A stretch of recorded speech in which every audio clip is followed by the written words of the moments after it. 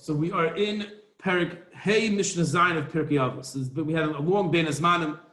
Last time we learned, I listened to the previous recording, was the Sunday before Rosh Hashanah.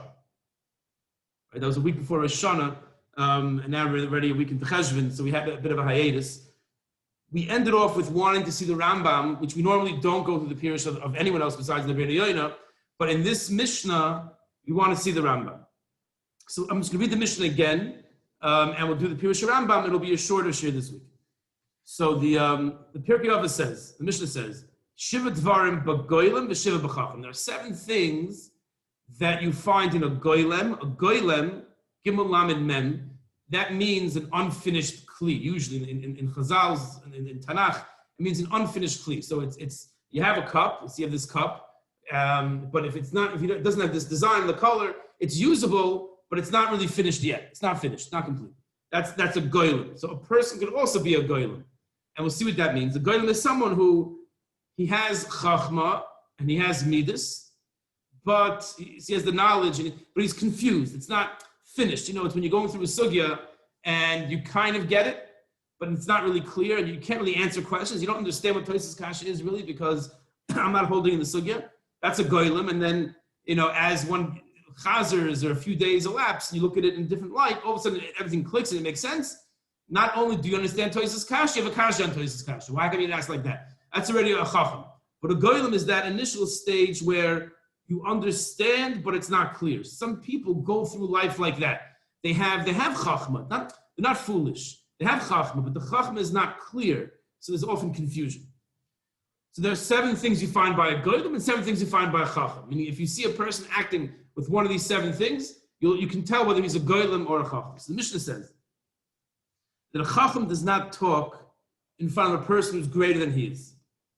Right? So a chacham realizes that, okay, this person knows more than I do, so I'm just going to be quiet and let him talk and learn from him. I have no need to show him that I know Hilchos Shabbos. So this big Rosh Shiva, this big place is giving me a shir in Hilchos Shabbos. I'm just going to listen to what he says and not like try to answer his questions and show. The goylem tries to show that he's a chacham, but the chacham realizes this person is greater than I am in this area. Let me just soak up what he has to say. That's number 1. Number 2, he doesn't cut his friend off. This person is talking. I'm going to let him finish talking, and then I'm going to say what I have to say. The goylem is very focused on himself, so like he knows what the guy is going to say already in his mind. He already, after 5 words, he knows exactly what the guy's going to say, and he cuts him off. So the goylem again is trying to just show his knowledge. He doesn't answer right away. You know, certain I had when I was we drove up to New York last summer, 2 summers ago, pre-COVID. So I bumped into we went to the Smithsonian, I think it was, one of these in DC, and Ted Cruz was there. So I went over to him and I thanked him for, you know, a rabbi from Florida, and I thanked him for those for Israel, and like he had this very smooth, like quick response.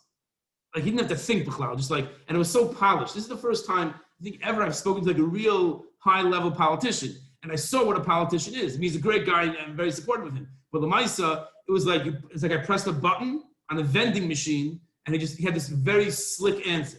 His intonation, everything was perfect. So I'm not saying he's a goylem; he's a very smart man. But a goylem is a person who just answers on the spot without thinking. That's a goylem; just answers without thinking. A chacham doesn't answer like right away. He thinks.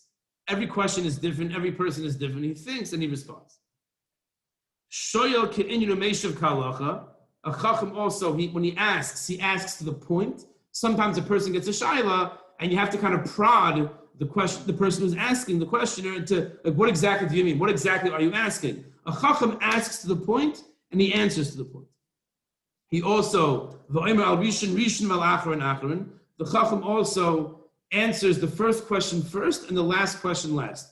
The Rabbeinu Yona said that doesn't mean he answers in the order that the questions were asked, in the chronological order. It's referring to a logical order. So if a person asked 2 questions, and really his second question is like an intro to his first question, the Chacham is able to identify that, and he answers the questions in the logical order.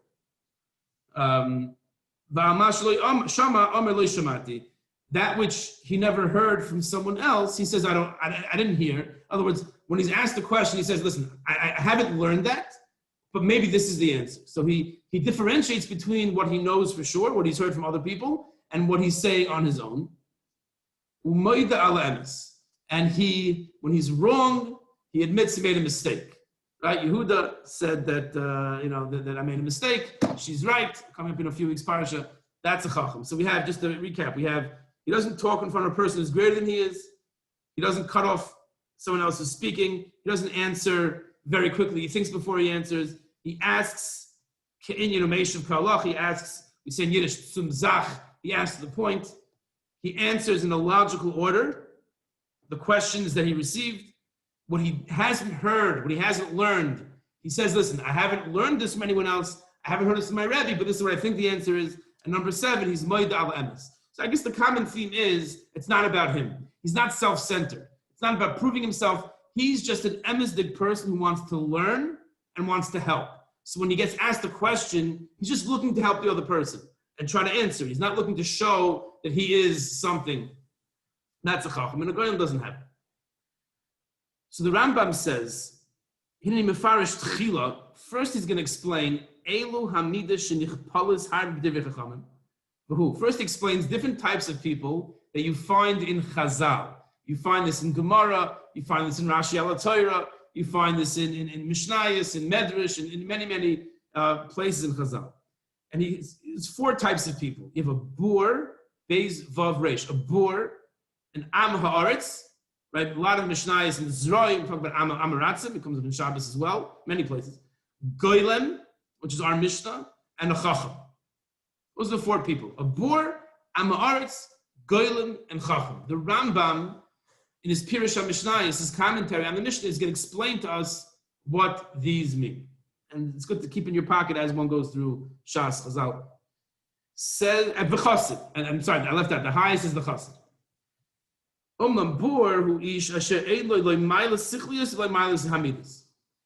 Rambam says that a person, there's 2, I guess, milas that a person has. He could be intellectual, logical. He's intelligence, as well as midas. He's refined. He has etiquette. He's moral. So a bur has neither. A bur doesn't know anything, doesn't have analytical skills, doesn't have the chachma, and he also doesn't have good midas. He doesn't have chachma or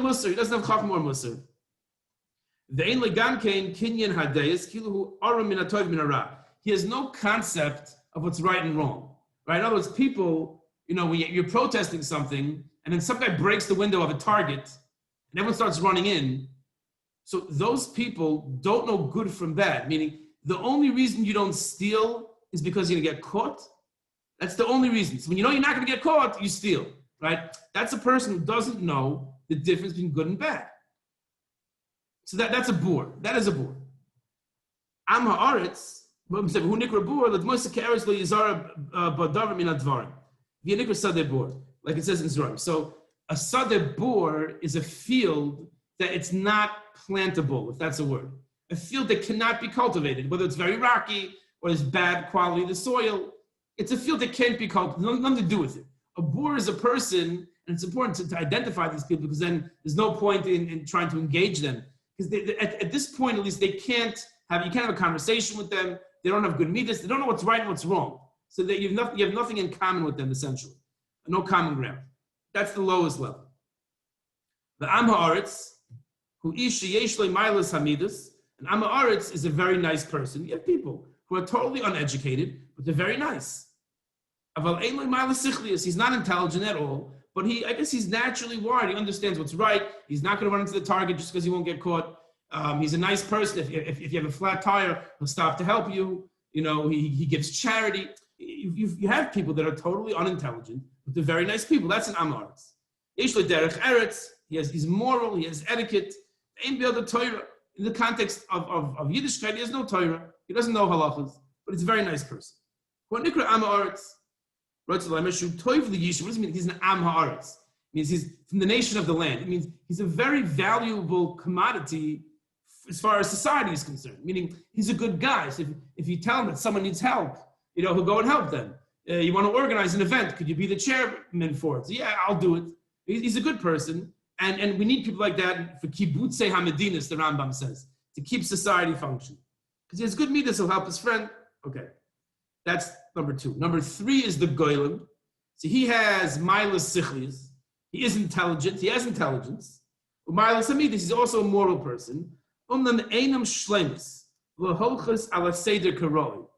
They're not shalem. They're not full. They're not complete, and they don't go in the proper order. So he has ideas of what's good and what's bad, but a person, let's say he knows that there has to be like seder, right? There has to be organization, but if he comes home and he sees that there's a pillow of the couch is on the floor, or it's not in the right, so he yells at his wife, right? So he has chachma, he has midas, he does, but he doesn't. It's like the guy who's running into shul. I always get this much. I once saw it by the kaisel, and he knocks over an old person to get to shul on time, to get to the kaisel on time.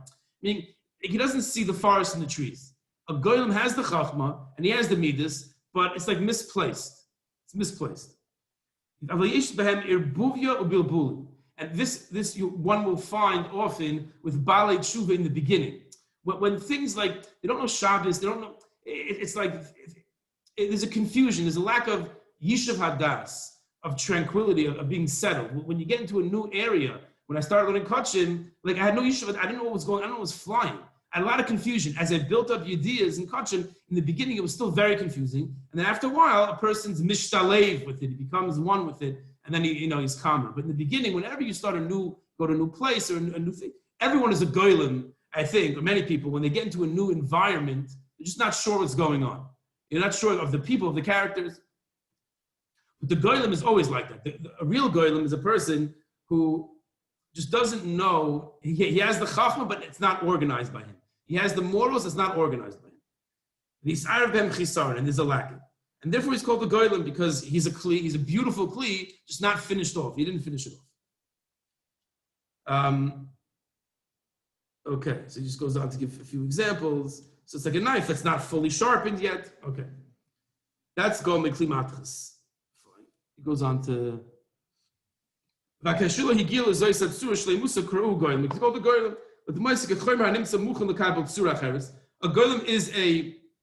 is material. It's a material that is ready to be turned into something, but it's not there yet. Chacham,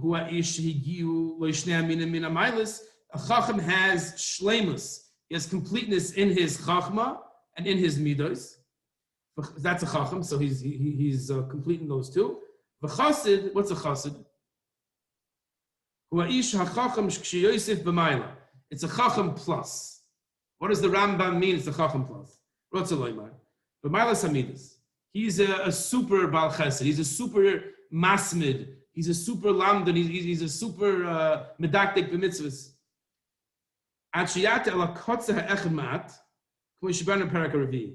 So he's a little bit extreme. In other words, the Rambam says one should never be extreme, except when it comes to gaiva and kas, anger and arrogance. Then the person should go to the extreme opposite, not to be about gaiva or to be about kas.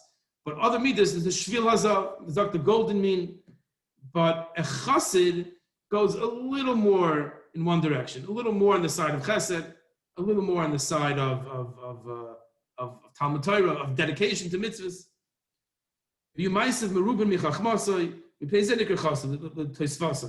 chassid he does everything but a little more. Like the mashal always give, right? The parent asks the kid, everyone clear up 5 things, and they do everything. They do more but what the parent asks. You understand? So one of my kids, you could probably guess who it was, this morning, there were shirts that came out of the dryer that I asked him to hang up. He said, it's going to take me a half hour. So I said, you know what? There's maybe 10 shirts. I said, hang up 3 shirts. And I said, this one of my kids likes to, he holds himself to be Hasidish. So I said, are you a Chassid? And he says, yeah, I'll hang up 4. And I said, hang up 3. And I always give him this drush about what the parent really wants, clearing the table. He says, yeah, I'll be a Chassid hanging up 4. He's a lamdish Chassid. The parent says 3. You do more than that, you're already a Chassid. Fine. He hung up everything. So a chassid, this is a chassid you to understand what the term chassid is. Ki ha'haflaga b'davar yikara chassid. A chassid is whenever there's more, there's an abundance. Now, obviously to a healthy extent, but a chacham is like the yekesh guy. He's like mamish tzumzach, and the chassid is the abundance of chesed. I mean, the tzaddik, the chacham, when the ani comes to him, he treats him with a lot of respect, and he gives him whatever he can according to his means. The chassid was Avram Avinu is running outside. Parshas Vayera, right? The chacham tzaddik, when guests come, he showers them with chesed. But the chassid is running outside on a hot day. There's no guest looking for guests. But that's the chassid. There's an abundance. It's interesting. The Rambam says a chassid is when you have haflaga, when you have abundance, good or bad. So it's interesting. I mean, I have to look at maybe more exact in texts of the Pirkei Mishnayos, because there are a lot of different. The Rambam wrote in Aramaic, and in Arabic. I mean, the Rambam wrote Pirkei Mishnayos in Arabic, and it was translated. There's different translations.